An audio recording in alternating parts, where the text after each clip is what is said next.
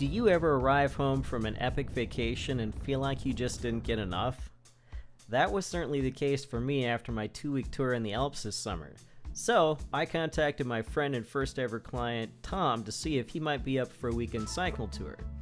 We decided we'd try and ride all the way from Minneapolis to Duluth in one day. That's 165 miles. My previous longest day?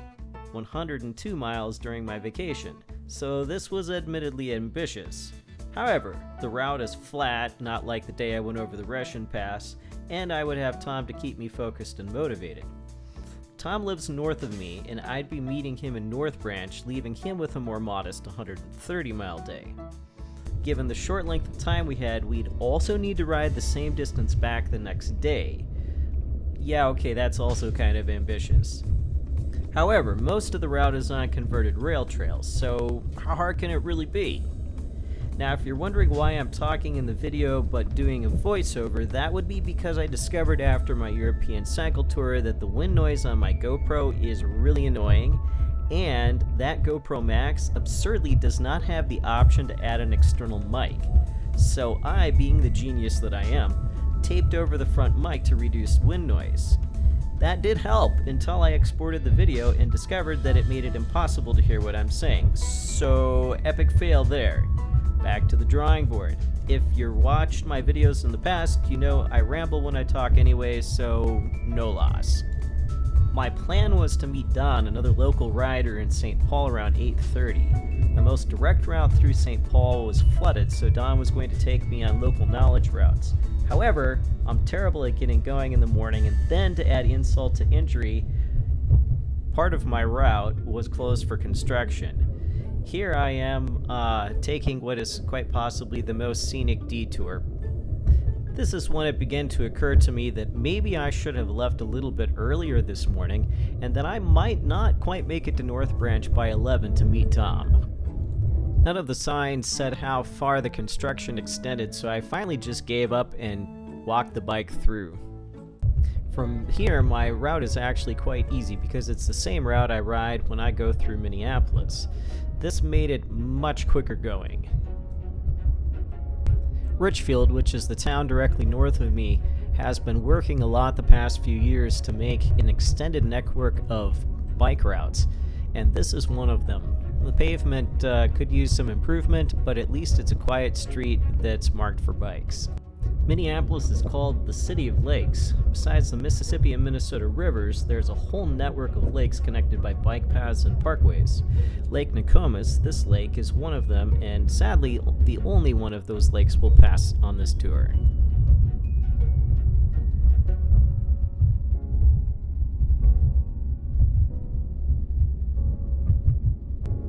The parkway continues on to the east towards the Mississippi River, passing by Minnehaha Falls. Minnehaha Falls I stopped at recently with a group of 5 velonauts on a tour of Minneapolis. From there it continues along the river to Lake Street, which is where I'm going to cross over to St. Paul to meet Don. The parkway here, called West River Road, is by far my favorite place to ride. Good pavement, not a lot of traffic, and beautiful scenery.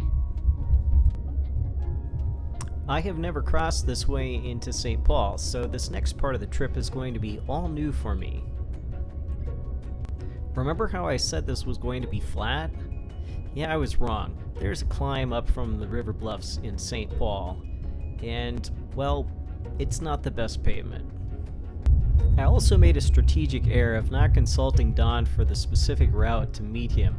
I ended up routing myself through Como Park, which was, well, a big mistake because routes inside parks are never fast, and I was kind of in a hurry.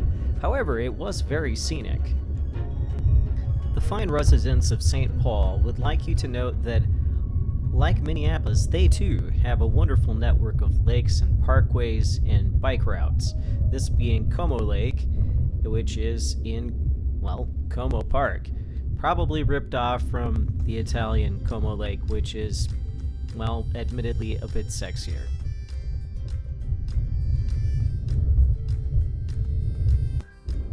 This is where I met up with Don. Don preceded me by a couple of years into the world of velomobiles. he rides a DFXL with a very artsy vinyl wrap of Mondrian painting.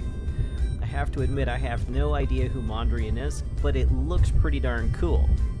Don promptly proceeded to guide me out of St. Paul past Como Lake on a much more direct route than I would have found. Minneapolis gets all the awards for the great bike path, network, and everything, but St. Paul is honestly no slouch. While their routes might be maybe a little bit rougher in the pavement, they are quite extensive. The one downside to St. Paul is that it is a little bit hillier than Minneapolis, but Don was kind enough to take me on as flat a route as he could find through St. Paul. We also had a short stint on the Gateway Trail, which actually will take you all the way over to the Wisconsin border near Stillwater. Feel like you haven't seen enough bodies of water today? Well, here's another one. I honestly don't even know which one this is.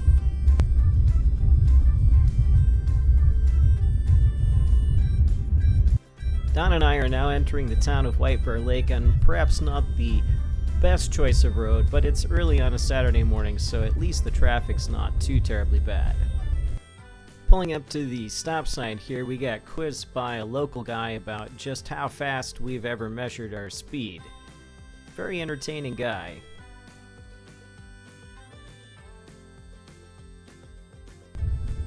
In Minnesota, we have a saying: there's two seasons, winter and road construction.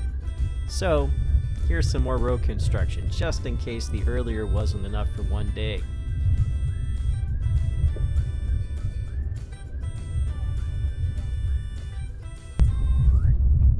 The stretch of road outside of White Bear Lake on the way to Eagle Lake might get the award for worst pavement of the day. However, someone thoughtfully put this sign up about that unpaved bump in the road.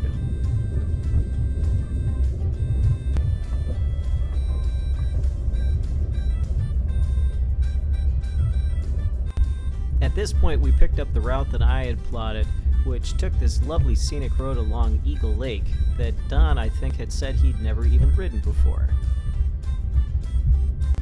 In Hugo begins the Sunrise Prairie Trail, the first of a series of rail trails for the day. This follows along Highway 61, which used to be the old route up to Duluth, Minnesota. I wasn't expecting a real nice riding experience on this trail given its proximity to the highway, but I was surprised to find that it actually was a nice remote feeling. This portion of the trail is newer and is known as the Hardwood Creek Trail, with the Sunrise Prairie Trail actually starting further north in Forest Lake. Forest Lake is where Don needed to turn around and head back to St. Paul. It was great riding with him because, well, it's a lot easier to follow somebody who knows where they're going.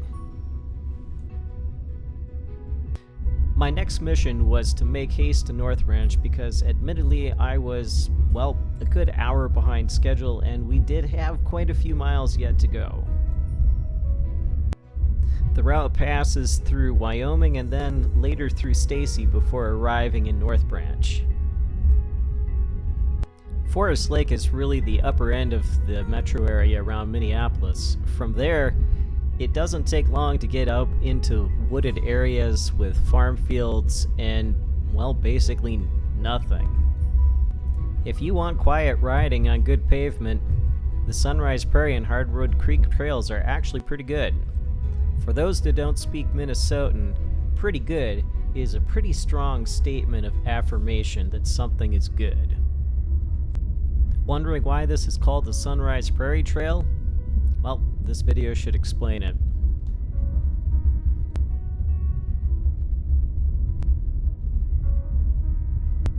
I recall this section of trail as having been a very fast-moving section of trail, which was a mercy because, well, Tom had already finished his Chipotle and was eagerly waiting for me to arrive in North Branch.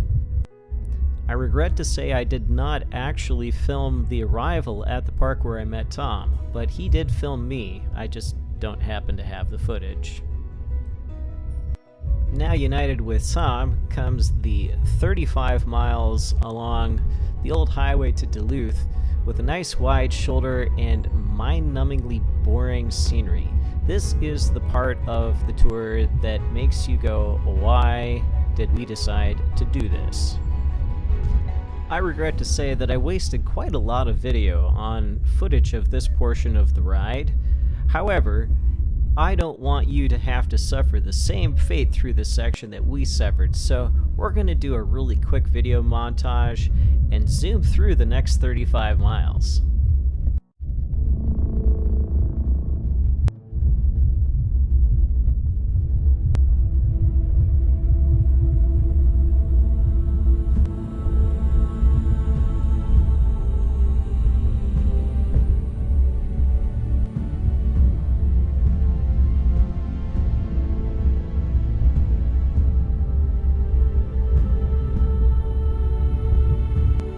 Fastest 35 miles ever, and just like that, we're in Hinckley. If only it had been that fast for Tom and myself. Tom made the great suggestion of stopping at the Whistle Stop Cafe in Hinckley for a little bit of refreshments. I believe I had a very delicious root beer float and some fries and I don't know what else, but we felt that we needed that refresher after that long 35-mile stretch of boredom. In Hinckley is the southern terminus of the Willard-Munger Trail, which is one of the older rail trails in Minnesota and the main goal for our ride. From here, the Willard-Munger Trail will take us completely separated from traffic all the way to Duluth. Off-road! Where's the urban when you need it?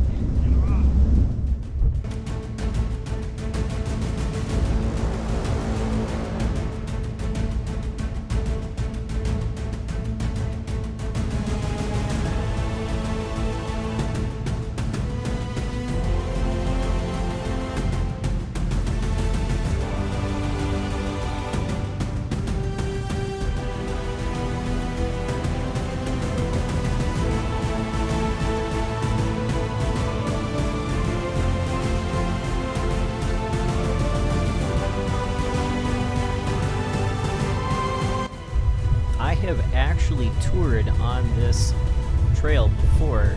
In fact, this was the first ever cycle tour I did, an overnight camping trip from Hinckley up to Duluth and back, camping at Indian Point Campground on Lake Superior, and then the next day I rode back in beautiful weather and stopped at the end of the trip in Hinckley for a little ice cream at Dairy Queen. It was a very nice trip, and it was a chance for me to realize that cycle touring was something that I could actually really enjoy doing. However, it's 10 times more fun when you have a friend with you so that you can both compare how sore your legs are getting. There aren't a lot of towns along the Willard-Munger Trail. In fact, I counted in total 8 in the 70 miles. Finleyson is the first one after Hinckley, and one of the few that actually has any sort of services. So if you want something to eat, you probably should bring it with. Just north of Finleyson, there's this section that actually goes away from the rail bed. My guess is that probably the rail trail itself passed through somebody's farmyard and they decided they didn't want a bike path there. This is quite a scenic part of the tour, and some of the more exciting and exhilarating riding because it's quite hilly in here and you can get moving pretty fast.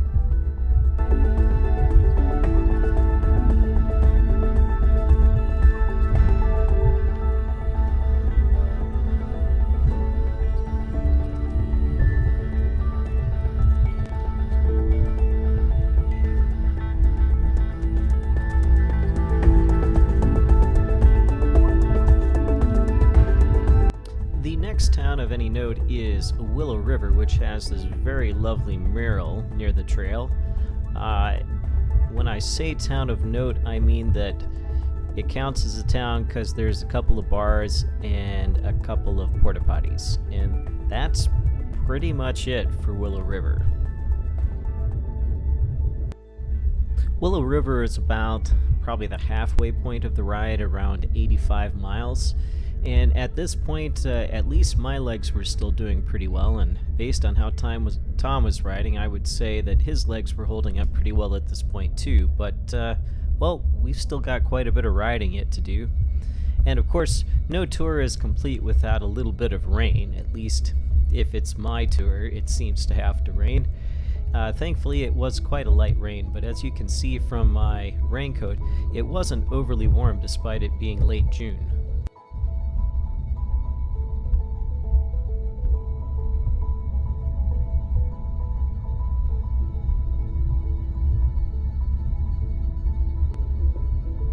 If you're feeling a little bit disturbed about the fact that Tom and I are hogging the whole trail and riding side by side, that would be because we were, for most of the ride, literally the only people on the entire trail, which is really a shame because this is a gorgeous trail.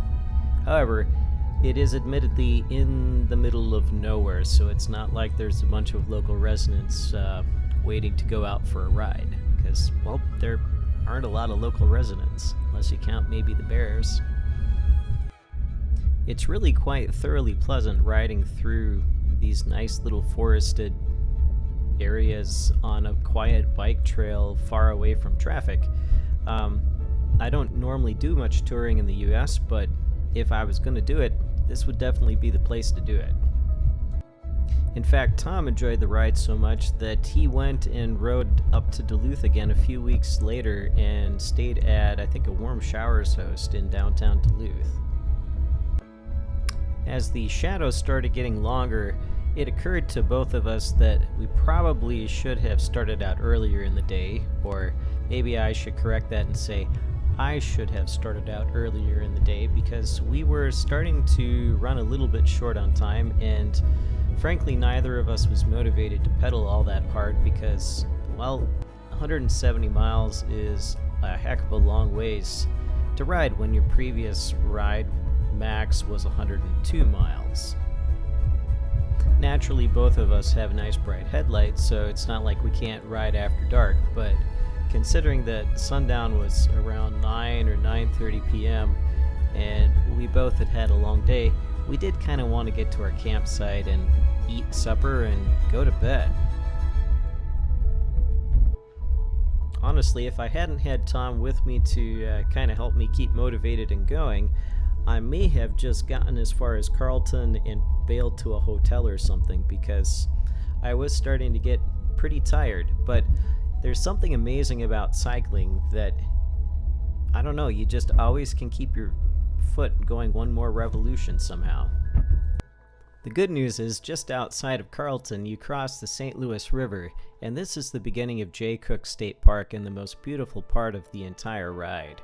In fact, the St. Louis River is by far the highlight of the Willard Munger Trail. From there, you start to pass through some cuts in cliffs, and you start the descent towards Duluth, with the majority of the descent being at the end of the trail, which was beyond where our cutoff to our campground was. The good news is this part of the trail is predominantly downhill, and that means we can move quite a bit more quickly, which was needed because, as you can see, it was starting to get kind of dark, especially in the woods. And at night in the woods, given that we're passing through Jay Cook State Park, there is the potential for an increase in wildlife sightings. Things, like deer or maybe bears. Luckily for us, though, we didn't see any deer or bears, and we were able to make quite good time the rest of the way down to our campground, thanks to it being pretty much just downhill. So yes, we did actually make it the entire 169 miles from Minneapolis to Duluth. We did not run into any bears. Admittedly, walking was a little bit difficult at the end of the day, but we were still functional. We did not have any flat tires, but we did have to set up camp in dark. I ended up leaving Tom to pick up the pizzas, and I went and set up the tent, and then we sat and ate our pizzas in the dark while getting eaten by mosquitoes. Did we both get a lot of sleep that night? Yes. Make sure you check back for the next episode where we try to ride the entire way back the next day. As always, thanks for watching my crazy adventures. Remember to like and subscribe, and I will see you in episode 2, where we have our great adventure to come back to Minneapolis. Bye!